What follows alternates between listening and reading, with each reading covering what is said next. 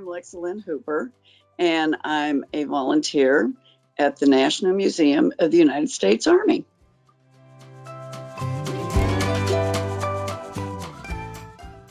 Well, my background is being an Army spouse for 28 years, then working at the AUSA, Association of the United States Army, for 28 years. And then I retired. And I always swore I'd never be a volunteer again, but I slowly moved back into the volunteer world. And when the museum opened, that was the place I needed to go, because that's been my life for over half of my life.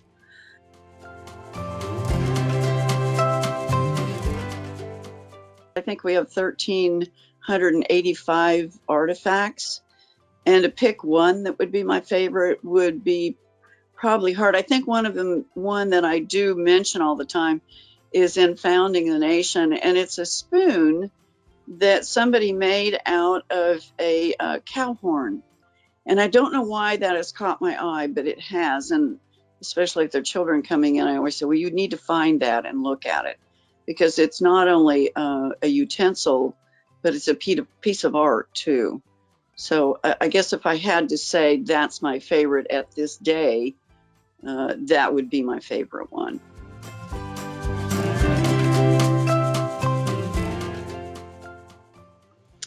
My favorite part, if I had to be totally specific, is the staff that I work for. I honestly believe that. I've been a volunteer for so many years, and I've worked and volunteered with so many different types of people. And the staff of the museum makes being a volunteer valuable. I love being a greeter, if that's a question that I can answer that way. But the staff makes being a volunteer worth coming out and being a volunteer.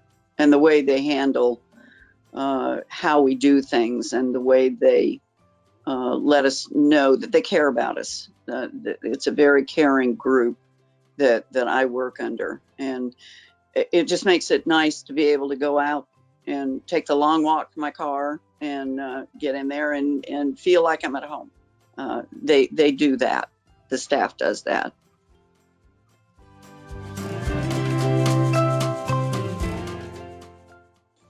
The Army's people. It may have weapons and it may be able to accomplish missions, but it's people.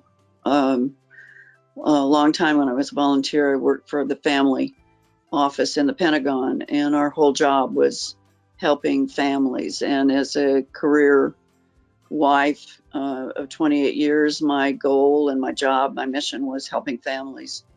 So it's the family. That's what I want people to know, that it is a family. One of the things I like about the Civil War or World War I area, which I'm familiar with now, is that so much of it is about the soldiers who fought in World War I. We always concern about the soldiers, but that gallery really points out the men and the women who fought during World War I in a wonderful, warm, quiet way. Because from then on, all the wars were very, very noisy, and World War I, because it did not have the jets, the many loud noise ways of fighting the war, was more of a human experience for people.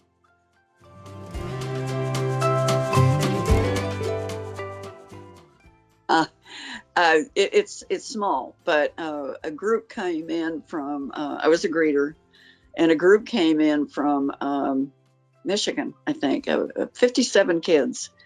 And I had them line up around the seal that's located in the middle of the museum.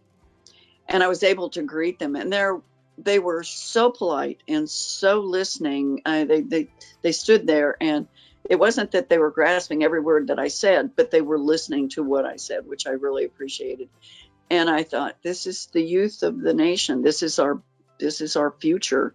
And I was so proud of them that they actually wanted to hear what I had to tell them about the museum. And I go back to that all the time, and I think, that's why I'm here. That's the reason that I can tell these kids and that they're listening about what they're going to learn. It's the one thing that I do remember basically about being on staff on that day during the time that I worked.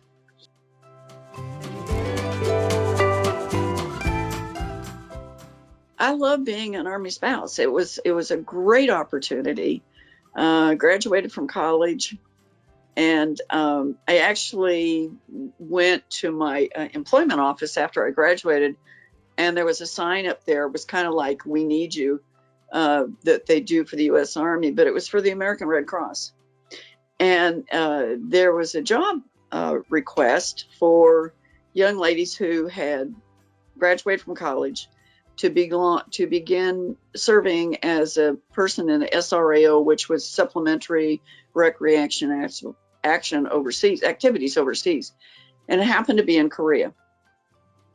And I said, sounds great to me. So I flew to San Francisco. I did an interview, flew back to Portland where I was going to college, and then left and went to Washington, D.C., trained, and went to Korea within less than a month.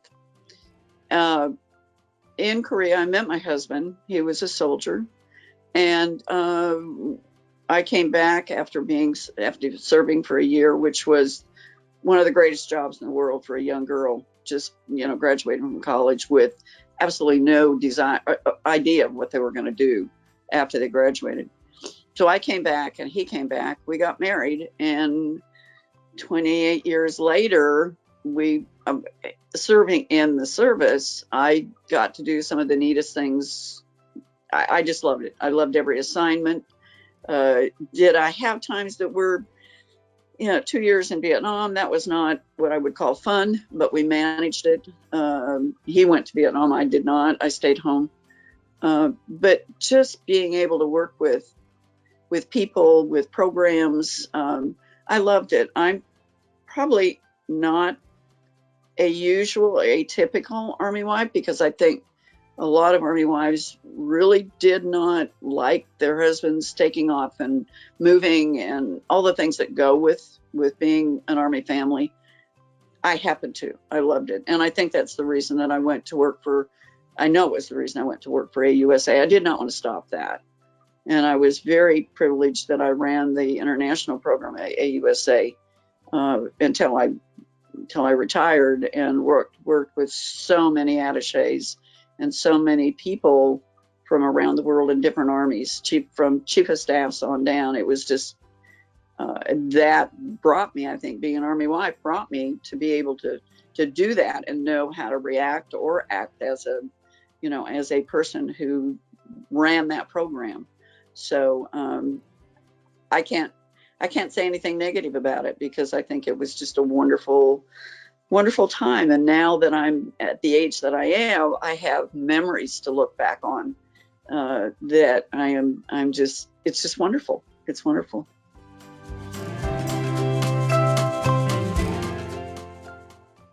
Was going to Berlin after the wall came down. One time we went to Berlin and the wall was up, and I think he was in the 6th grade at that time, decided he would walk up to the wall.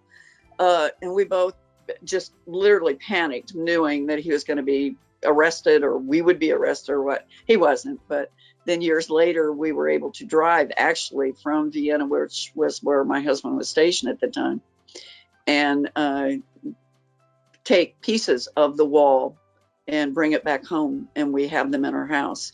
So I imagine, that's one of the things. There's so many.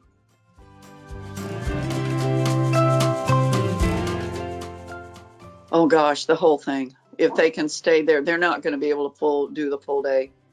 It's like when I'm in Paris and go to the galleries. I know I'm not going to be able to see all of them at one time. And the Smithsonian, there's just too much. When I said there's something like 1385, and I think they've added artifacts. They're not going to be able to do that in one day. To read everything. One of the things I do when I'm on the galleries is tell them to be sure to read the items, the signs, but read what the signs say, what the stories are. There's so much to see, but there's not 9 to 5, not going to be able to do it. So hopefully they can come back.